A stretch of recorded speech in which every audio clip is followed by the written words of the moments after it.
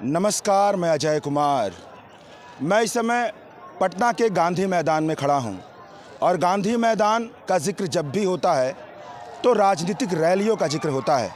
और आज 3 मार्च के दिन भी एक बहुत बड़ी राजनीतिक रैली हुई यहाँ पर, तेजस्वी की महारैली हुई, जिसमें विपक्ष के सभी तमाम बड़े नेता आए थे। तो चलिए बिहार के कुछ पत्रकारों से बात करते हैं कि उन्होंने क्या देखा और किस तरीके से यहाँ से जो पॉलिटिक्स परिभाषित हो रही है भारत की, उसे वो किस तरीके से देख रहे हैं। तो मेरे साथ हैं विष्णु नारायण, जो तमाम प्रतिष्ठित पत्रिकाओं में और डिजिटल साइट पर लिखते रहते हैं, और हमारे साथ हैं सादाब जी, वो भी फ्रीलांस के तौर पर पत्रकार के तौर पर काम करते हैं। तो चलिए इनसे हम बात करते हैं। तो आपसे विष्णु जी, पहला सवाल मेरा ये है कि सुबह से लेकर शाम, मतलब 4-5 तो बज रहे हैं इस समय तक, और पूरी रैली खत्म हो गई, आपने क्या देखा, कैसे इसको वर्णित करेंगे? नहीं अजय, बात यह है कि सिर्फ ये रैली न देखी जाए। ये रैली जिस तरीके से कंक्लूड हुई है तो ये एक यात्रा का कंक्लूज़न है।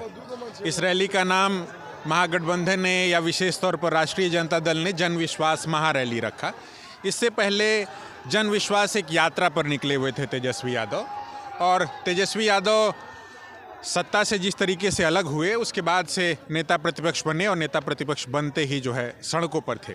इस बीच सदन भी चला, बिहार के भीतर बजट का महत्वपूर्ण सत्र था, मगर उस बजट के महत्वपूर्ण सत्र में रहने के बजाय, उपस्थित रहने के बजाय वो सड़कों पर थे, जनता के बीच थे। और मुद्दा वही जो साल 2020 के विधानसभा चुनाव के दौरान पढ़ाई लिखाई, दवाई, कमाई, सिंचाई, कार्रवाई, या कहें कि सरकारी नौकरियों की पूरी बात, तेजस्वी यादव ने तब भी एजेंडा सेट किया था कि 10 लाख सरकारी नौकरियां। रोकूंगा थोड़ा आपको जी। पहले थोड़ा ये बताइए ना, क्योंकि एक सामान्य सी बात, जब भी रैली होता है तो आदमी जानना चाहता है कितनी भीड़ आई। ये पूरा का 1.5 किलोमीटर का लगभग इलाका है।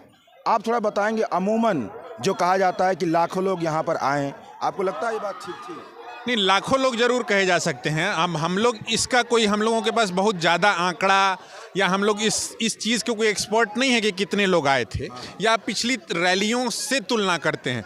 जैसे मैंने इसी ग्राउंड में साल 2019 में 2 बड़ी रैलियां देखी हैं, या एक और भी बड़ी रैली, प्रधानमंत्री नरेंद्र मोदी को भी मैंने इस रैली के ग्राउंड में देखा है 2019 में, तब भी नीतीश कुमार उनके साथ थे।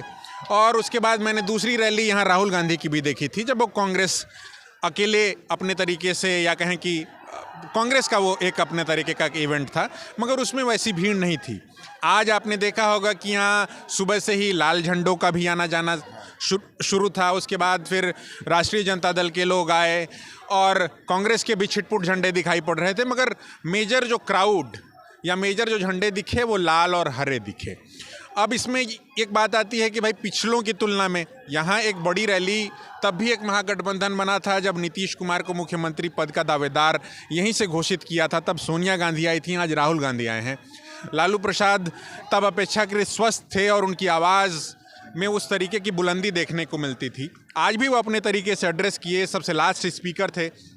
हालांकि आज जो क्राउड सुनने आई थी वो लालू प्रसाद को सुनने के लिए नहीं आई थी, वो क्राउड आई थी तेजस्वी यादव को सुनने के लिए। जो जैसे ही तेजस्वी यादव ने बोला, उसके बाद हालांकि राहुल गांधी ने भी बोला, उसके बाद अखिलेश जी ने भी बोला, मल्लिकार्जुन खड़गे ने बोला, लालू प्रसाद ने बिल्कुल अंत में बोला, मगर जैसे ही तेजस्वी ने अपनी बात कही उसके बाद से क्राउड छटने लगी। तो आप ये समझ सकते हैं कि जो मुख्य आकर्षण इस पूरी रैली का, इस पूरी सभा का जो कोई यदि एक शख्स था तो वो तेजस्वी यादव था। थोड़ा आप भी बताइए सादाब भाई कि कल रात भी यहाँ पे बारिश हुई थी, दिन भर बारिश हुई, और अचानक तभी बारिश शुरू हो गई बहुत तेज से जब पूरी रैली खत्म हो गई थी। तो जैसे विष्णु जी कह रहे हैं कि तेजस्वी के लिए आकर्षण था, क्राउड उसके लिए आया था, तो क्राउड की थोड़ी प्रतिक्रिया बताइए आप, कैसी थी प्रतिक्रिया यहाँ पर पूरे दिन भर में? दिन भर में जो हमने क्राउड देखा, वो क्राउड तो तेजस्वी के लिए ही आया था, जैसे बात कर रहे हैं, क्योंकि उन्होंने जो जिस मुद्दे को लेकर चले हैं, विश्वास बना रहे हैं और घूम रहे हैं, तो वो विश्वास कहीं ना कहीं वो दिख रहा है युवाओं में खास करके। और वो जो नौकरी की बात है उस पे ज़्यादा फोकस है कि हम नौकरी, और युवा नौकरी के मुद्दे को लेकर ही बहुत उनसे जुड़ रहा है। मगर ये बात है कि क्या सिर्फ नौकरी के मुद्दे पर आपका वोट कन्वर्ट होगा? रैली हमने देखी, बहुत बड़ी क्राउड थी, या फिर वो जहाँ भी रोड यात्रा पे निकल रहे हैं विश्वास के लिए, उसमें भी क्राउड आ रहा है।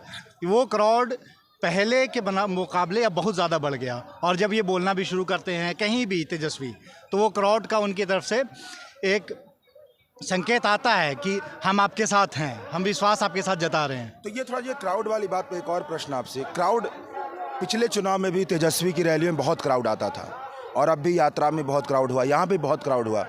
थोड़ा इस क्राउड की प्रकृति बताइए। एक सिंपल जो बात कही जाती है कि MY वाली जो बात कही जाती है, क्या उसको थोड़ा देखिए, पिछला जो चुनाव है तेजस्वी का, जो पिछला चुनाव लालू प्रसाद की अनुपस्थिति में साल 19 का भी चुनाव है, उस दौरान वो जिस तरीके से संसद के चुनाव में भाषण देते थे, तो उनका जो लब्बो-लुआब था उनके तब के भाषण का साल 2019 के लोकसभा चुनाव के दौरान, वो लालू जी को बाहर निकालने का था। मगर 2020 के चुनाव आते आते जिस तरीके से तेजस्वी यादव ने अपने स्टांस में, अपने भाषणों में तब्दीली की, फेरबदल किया, वो पढ़ाई लिखाई, दवाई, कमाई, सिंचाई, कार्रवाई की बात करने लगे, 10 लाख सरकारी नौकरियों की बात करने लगे। तो इसने कहीं ना कहीं जो बिहार के भीतर, उत्तर प्रदेश के भीतर हम एक जाति का जकड़न देखते हैं, धर्म का जकड़न देखते हैं, तो हम लोग भी बतौर पत्रकार इस रैली में भी आए हैं, तो हम लोग अलग अलग सैम्पलिंग करने की कोशिश करते हैं कि भाई, और आज आपने भी तेजस्वी यादव को इस मंच से भी सुना, वो कहते हैं कि भाई हम पर MY का आरोप लगता है, मगर हम माई के साथ साथ बाप की पार्टी हैं, उसमें वो बहुजन, नगड़ा, आधी आबादी, पुअर और RJD का डेफिनेशन बताने की कोशिश कर रहे हैं। मतलब एक बदलाव की कोशिश अपनी ओर से कर रहे हैं कि राइट्स, जॉब्स, डेवलपमेंट, मतलब RJD का मतलब क्या होगा। तो ये सारी चीज़ें कह रहे हैं। अब उसमें क्राउड कितना रिसीव कर रहा है, मैंने पार्टी के लोग ऑब्वियसली थे, लेफ्ट के लोग थे, कुछ कांग्रेस के लोग थे, मगर वैसे लोग भी, वैसे बच्चे, वैसे छात्र भी आए थे, नौजवान, जो शायद पहली बार वोट करेंगे या पहली बार अभी वोट करने लायक भी नहीं हुए हैं, है ना। फिजिक्स वाला का टी-शर्ट पहन करके भी आए हुए हैं कि भाई तेजस्वी को हम सुनना चाहते हैं कि क्या कि नौकरी रोजगार का मुद्दा यदि वो बना रहे हैं तो हमारे लिए बढ़िया है, हम सिर्फ जात पात देख करके वोट नहीं देना चाहते। अच्छा, एक बात बताइए जो मैंने अनुभव किया, एक जो लाइन थी जो तकरीबन हर वक्ता ने कही और जो शायद हटाने की कोशिश की जा रही है कि 17 साल में आपने कुछ नहीं किया, 17 महीने में हमने नौकरियां दे दी। नौकरी का मतलब तेजस्वी यादव। मैं ये पूछना चाहूँगा कि नौकरी की बिसात पे जो मतलब सर्वे करने वाले लोग हैं या पॉलिटिकल साइंटिस्ट, वो कहते हैं कि ये आज़ाद हुआ भारत तब से रोज़गार, बेरोज़गारी, महंगाई, ये सारे मुद्दे चलते रहते हैं। तो मेरा कहने का मतलब ये है कि जो ये नौकरी की बात कर रहे हैं और उसके दावेदार के तौर पर नीतीश कुमार भी अपने आप को पेश करते हैं, और एक तो नौकरी मैन बनाने की उनको बात कही जा रही है और दूसरा उनके बरक्स जो खड़ा किया जा रहा है विपक्ष की तरफ से कि ये परिवारवाद के लोग हैं, लालू यादव के परिवार की पार्टी है, जो बार बार बताने की कोशिश की जाती है। आपको लगता है कि ये उतना बड़ा क्राउड इकट्ठा कर पाएगा कि MY से बाहर जा पाए? गया है, डेफिनेटली गया है। हम जो लोगों से मिले हैं और भी जो युवा हैं, जहाँ वो जातीय और धर्म की जो बात है वो एक फिक्स होती थी MY, वो हमने कई लोगों को बात की, कई युवा से बात की, वो बियॉन्ड उसके हैं, उस जाति के भी और उस धर्म के भी। एक इनके पास जो हम गांव तक भी जाते हैं जहां दलितों का वोट है, वो एक वक्त में दलित, हमने इससे पहले भी कई चुनाव में देखा है, दलित आज भी इनसे अलग हैं थोड़ा सा, मगर वो वोट कितना कन्वर्ट कर पाते हैं, इनके नेता दलित से कितना जाकर जुड़ाव कर पाते हैं, वो एक इम्पॉर्टेंट फैक्टर है। सिर्फ आप नौकरी लेकर नहीं जा सकते हैं, क्योंकि बिहार जो गाँव में जो लोग हैं उनका आपसे साथ जुड़ना वो ज़्यादा इम्पॉर्टेंट रखता है। मगर जातीय और धार्मिक मामले में ये थोड़ा आगे बढ़े हैं। आपकी क्या राय है? अजय, कोई भी चुनाव होता है ना तो बहुत सारे मुद्दे होते हैं, मगर एक बात पर आकर के पिन पॉइंटेड होता है। जैसे पिछला चुनाव हम सभी लोगों को याद है कि किस तरीके से 10 लाख नौकरियों के इर्द गिर्द एक विमर्श या एजेंडा सेट करने की कोशिश तेजस्वी यादव ने की और बाकी दलों ने, जो कि सत्ता पक्ष है, केंद्र में सत्ता पक्ष, उसने भी आकर के उस मुद्दे पर रिस्पॉन्ड किया। यही निर्मला सीतारमण बिहार में आई थी, उन्होंने 19 लाख रोजगार की बात कही। आपको अगर साल 2014 का चुनाव याद आता हो तो बहुत हुई बेरोजगारी की मार, अब की बार मोदी सरकार 2 करोड़ रोजगार के वादे किए गए थे और उस पर देश भर में नौजवानों का जो एक उत्साह देखा गया था, क्योंकि कांग्रेस यूपीए 10 सालों तक शासन कर चुकी थी, अपने तरीके से उन पर भ्रष्टाचार के बहुत सारे आरोप लगे थे। तो जब दूसरी ओर से एजेंडा सेट किया गया, क्योंकि ऐसा तो नहीं था कि नरेंद्र मोदी उससे पहले भी प्रधानमंत्री पद के कभी दावेदार थे, मुख्यमंत्री थे, एक गुजरात मॉडल को लाने की बात की गई देश भर के भीतर और साथ ही साथ रोजगार, धंधे की, महंगाई को कम करने की बात की गई। तो चुनाव अंत में आते आते खुद को जो आम जनमानस है वो भी किसी एक मुद्दे के इर्द गिर्द ही अपने आप को जोड़ना या उससे हटाना चाहता है। तो वैसे में जब तेजस्वी यादव ये बात कह रहे हैं कि हम 17 महीने तक काम किए और नीतीश कुमार ये कहते हुए उनसे हटे कि ये लोग तो हमसे श्रेय ले रहा था, हमको श्रेय नहीं दे रहा था, तो क्या यदि अभी वो जो बीजेपी के साथ हैं, क्या बीजेपी वो पूरा श्रेय अपने खाते में नहीं डाल रही है? तो इसलिए नीतीश कुमार असहज हैं। आपने देखा होगा कि कल 2-2 सभाओं में वो प्रधानमंत्री के सामने जब उपस्थित थे तो उनकी भाव भंगिमा, उनकी देह यष्टि देखिए कि वो पूरे तरीके से जैसे सरेंडर के मोड में आ गए हों कि अब तो आप लोग 400 पार चले जाइएगा, बीच में आप लोग आए थे, हम ही इधर उधर गायब हो गए थे। तो इस तरीके की जो हल्की फुल्की बातें हैं वो नीतीश कर रहे हैं। और उसके बरक्स जब तेजस्वी नौकरी रोजगार देने की बात कर रहे हैं तो वो अपेक्षाकृत उनसे ज़्यादा मजबूत नज़र आ रहे हैं। अब थोड़ा मैं 1-2-3 चीज़ पूछना चाहूँगा आपसे, क्योंकि आप लोग जनता से भी बात करते हैं और बहुत लोगों से बात किए हैं। मैंने सिंपल लोगों से पूछा कि क्या परिवारवाद की ये पार्टी नहीं है, तो 2 मुझे तर्क सुनाई दिए जो अलग थे। एक लोग ने कहा कि जो देखिए राजनीति में सबसे ज़रूरी होती है कि जनता वैधता किसको दे रही है, उसके बाद कुछ भी वहाँ पे ना संविधान कायम होता है ना नियम कानून, जनता वैधता किसको देती है। और एक व्यक्ति ने कहा कि परिवारवाद के जन्म तो बहुत लोग हैं, बहुत लोग परिवारवाद के हैं, अब मांझी के हैं बेटे वो भी परिवारवाद के हैं, लेकिन क्या उनके पास इतना सपोर्ट बेस है कि वो बहुत बड़ा नेता क्रिएट कर पाए? उसी तरह से मैं आपसे ये पूछना चाहूँगा कि आप लोगों ने लोगों से बात की तो परिवारवाद पर, भ्रष्टाचार पर जो ऐसी बातें निकल कर आई हों जो ज़मीन की हो, हकीकत बता रही हो, कुछ आप बताना चाहें हमारे दर्शकों? देखिए, बिहार, उत्तर प्रदेश में या कहें कि पूरी हिंदी पट्टी में लोग बहुत हद तक अपना मन बना चुके होते हैं और कम से कम रैलियों में आने वाले लोग तो अपना मन बना करके ही आते हैं। तो उनके पास अगर नरेंद्र मोदी की रैली होगी तो नरेंद्र मोदी के पक्ष में तमाम बातें होंगी उनके पास कहने को। यहाँ लालू प्रसाद को और तेजस्वी यादव को सुनने आई हैं तो वो अपने मन में जस्टिफाई कर चुके हैं परिवारवाद को। राजनीति का जो एक तत्व की बात होती है कि भाई परिवारवाद के बनाम परिवारवाद की जब पूरी बातचीत होती है कि भाई राजनाथ सिंह के बेटे नहीं हैं, तो ये जो कि चूंकि खुद को वो समझा चुके हैं कि ये एक स्थापित फैक्ट है और नेता के तौर पर इस दल में एक नेता स्थापित है। और आपने लालू प्रसाद को भी सुना होगा परिवारवाद को लेकर के इस बीच जिस तरीके से प्रधानमंत्री ने उन पर अटैक किया तो वो पलटवार कर रहे थे कि किस तरीके से। तो ये एक चीज़ है कि जो दल जिस स्थिति में, क्योंकि लालू प्रसाद हों या रामविलास पासवान हों इस दौर बिहार के भीतर वो लोग एक बात बताइए, मतलब माफ़ कीजिएगा होना नहीं चाहिए लेकिन स्थिति ऐसी है कि पूछना पड़ता है, मुस्लिम पहचान से प्रश्न उठते हैं। ये बताइए कि तेजस्वी के भाषण में भारत इस समय एक ऐसी सिचुएशन से गुजर रहा है जहाँ पर सांप्रदायिकता भयंकर है और सांप्रदायिकता हर जाति में भी है, हर जगह पर है। आपको वो स्टैंड नहीं दिखाई देता कि हम सांप्रदायिकता के खिलाफ मजबूती से खड़े हैं? आपको दिखता है? नहीं दिखता। वही बात कर रहा हूँ मैं कि आप जिस बात पे नौकरी को ज़्यादा फोकस कर रहे हैं और एक पूरा एक तबका है जिसके लिए नौकरी बहुत मायने नहीं रही है, उसके लिए मायने है उसकी सिक्योरिटी, ठीक है, उस पर कहीं बात नहीं हो रही है। इंडिया गठबंधन हो या राहुल जितना देश में घूमे हों या तेजस्वी घूम रहे हैं वो नहीं है, मगर फिर भी जो वोट है इनके पास जाएगा वो है, वो उस बात को भी नेगलेक्ट कर रहे हैं। कहीं ना कहीं उनके जहन में ये भी बात होती है कहीं ना कहीं कि अगर वो ये बात करेंगे तो फिर ये होगा, इधर होगी वो बात, दूसरी तरफ के जो वोट है ये बटेगा, मगर इनका स्टैंड उतना क्लियर नहीं है जितना लें।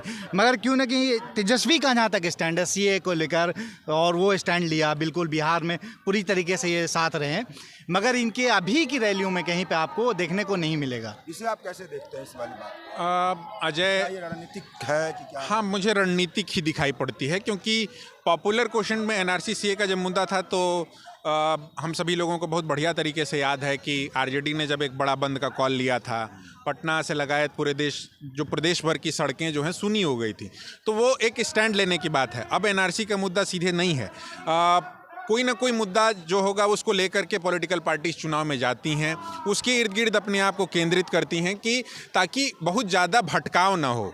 वोटर्स को भी आपको जो यहाँ उनको सुनने आए हैं उनको एक क्लियर कट मैसेज, ऐसा नहीं होगा कि हौच पौच हो जाए, है ना, कि आप एनआरसी का भी कुछ देना चाहें ना दे पाएँ, नौकरी रोजगार का, क्योंकि इस बीच जो यात्रा निकाली उन्होंने और नौकरी रोजगार के सवाल पर ही 17 बनाम 17 साल की जो पूरी महीने और 17 साल की जो पूरी एक स्टांस उन्होंने लिया, तो उस पर ज़्यादा जनता कनेक्ट हुई, ऐसा दिख भी रहा है। हम अलग अलग पत्रकारों से या मैं भी 2-3 जगहों तक उनकी यात्रा देने देखी, तो कुछ हद तक कहेंगे कि जो बिहार के भीतर जातियों का जकड़न है उसको युवा तोड़ने के प्रति तत्पर है। अब वो कितना टूटेगा नहीं टूटेगा, पुराने बूढ़े लोग उसको टूटने देंगे नहीं टूटने देंगे, इन सारी चीज़ों पर भी बहुत हद तक अगला चुनाव का परिणाम निर्भर करेगा। आपको मतलब कि इतना बड़ा शक्ति प्रदर्शन तकरीबन आज हुआ, और शक्ति प्रदर्शन होने के बावजूद भी वो जो एक ताकत चाहिए नेताओं के भाषण में, वो फिर भी एक मैं भी देख रहा था तो वो ताकत तो नहीं दिखती है,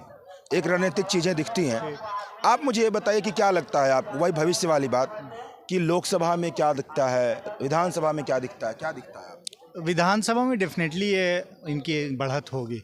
लोकसभा को लेकर हम अगर जहाँ बात करते हैं, वोट बढ़ता है कि अगर जो वोटर आपका विधानसभा में वोट कर रहा है वो कहीं ना कहीं लोकसभा में बढ़ जाएगा। मगर हमने अभी जितनी बात की है, पिछले जिन लोगों ने जो इस गठबंधन को वोट करते थे, आरजेडी हो या यहाँ पे कांग्रेस हो, इनको वोट करते थे, वो जिन्होंने पहले मोदी के नाम पर वोट किया था वो इस बार छटकर आ रहा है। वो युवाओं की वजह से भी दिख रहा है, जितना हमने बात करने में पता चल रहा है। और जैसे हमने कल औरंगाबाद में भी रैली थी और वहाँ भी मोदी आए, नीतीश भी थे, सारी थे, वहाँ की भीड़ और यहाँ की भीड़ में बहुत फ़र्क दिखता है। विष्णु भाई, आपसे एक मैं प्रश्न पूछूंगा क्योंकि आप पॉलिटिक्स को बहुत गहरे तौर पे कवर करते हैं। अगर आप नेता का भाषण सुने, नेता के भाषण में समावेशी चरित्र टाइप कुछ चीज़ें दिखती नहीं हैं, और आजकल तो बिल्कुल भी नहीं दिखती हैं क्योंकि वो अपने भाषण में बहुत कुतार्किक बातें भी करता है। तो आपको लगता है कि जो एक कहते हैं कि पार्टीजनशिप, एकदम विभाजन है, हमारा सपोर्टर हमारे साथ, आपका सपोर्टर आपके साथ, दोनों के बीच पुल नहीं बनाना है, वैसी स्थिति में, और जो बहुत भयानक भाषण से आप देखें तो दिखता है, वैसी स्थिति में आपको लगता है कि अपने दम पे जो भाषण दिखा, जो शक्ति प्रदर्शन दिखा, और कई लोगों से बात करके लगा कि ज़्यादातर लोग MY समीकरण के लोग ही हैं, आपको लगता है कि अपने दम पर वो 122 का आंकड़ा जो है ये पूरा करने पाने में भी लोग सक्षम हैं? चूँकि अजय, आपने इसमें 2 चीज़ें हैं, क्योंकि ये 24 के लिहाज से सारी कवायद हो रही है। आप जो बात कर रहे हैं वो 2025 की पूछ रहे हैं। 2024 का जो चुनाव होगा वो तेजस्वी यादव भले ही अगुवा हैं, बिहार के भीतर से नेतृत्व कर रहे हैं, ड्राइविंग सीट पर हैं, मगर ये तेजस्वी यादव का चुनाव नहीं है, ये प्रधानमंत्री पद की दावेदारी का चुनाव है। तो काफ़ी हद तक उनकी ओर से, विपक्ष की ओर से कौन बेहतर चेहरा होगा, आपने देखा इस बीच की नीतीश जी थे इधर, उनको प्रधानमंत्री पद का दावेदार बनाया जा रहा था, उनका ही दल उनको प्रेजेंट कर रहा था, फिर वो जिस भी तरीके से दूसरे खेमे में फिर से चले गए।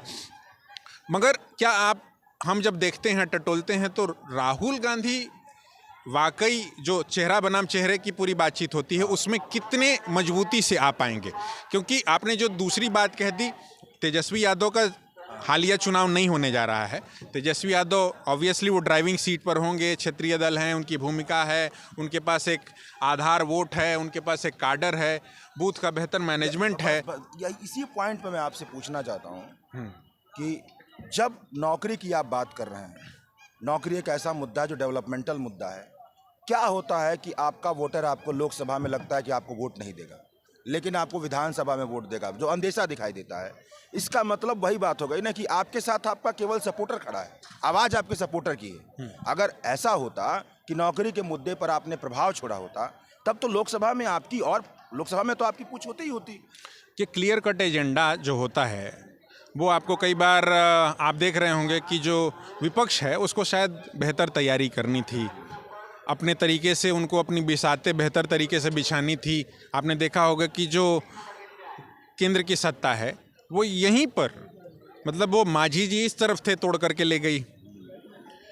तो इस तरीके की छोटी छोटी कवायदें उन्होंने इस बीच की, और नीतीश कुमार इस तरफ ही थे, नीतीश कुमार को तोड़ करके ले गए। तो एक एक सीट पर आप देख रहे होंगे कि जिस तरीके से आरजेडी के विधायक इस बीच टूटे हैं, 3 विधायक एक ही कॉन्स्टिट्यूएंसी के टूट गए। तो वो उनका, अब मैं जो मैनेजमेंट है वो किसका बेहतर दिखाई पड़ रहा है?